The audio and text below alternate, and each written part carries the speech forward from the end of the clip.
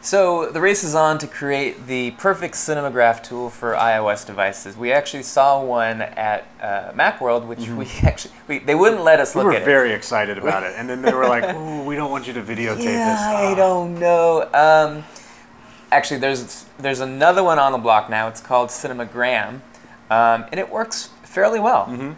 And it's only on the iPhone. We should clarify, the one we saw on the iPad was Echograph, and so it does iPad stuff, and probably higher quality video and animated GIFs overall. Right. So we should mention the Cinemagraph is basically, you may have seen these on the web.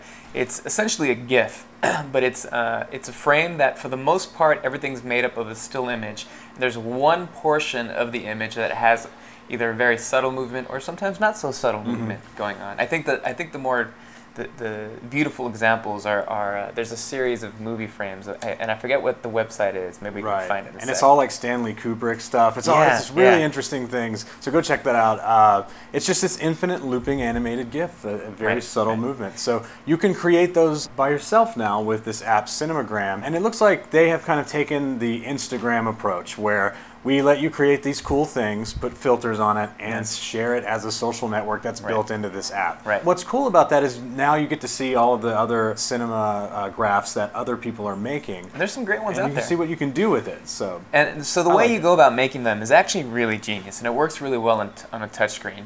You take the video. It then sort of clips it into a short piece of video, and then you just sort of, with your finger, mask out the portion of the video that you want where you want to maintain movement. And then it's got its own image stabilizer, which sort of works. Let's just say if you're using handheld, you're not going to get a good Cinemagraph. It's got to be on a tripod or sitting on a table or propped up against something, and then you'll get a pretty good result. Like mine, the one that I've made is bubbles in a carbonated drink. Oh, cool. And I put the phone on the table and told it I want the bubbles to move and everything else stays still. Now, did you loop it worked really well. Did you loop it, or did you do the ping pong where it goes into reverse? I made it loop because it was less noticeable, because you're going to notice when bubbles start going backwards.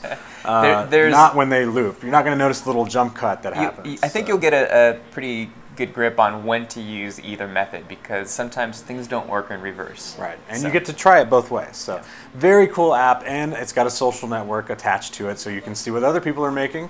So Cinemagram, check it out.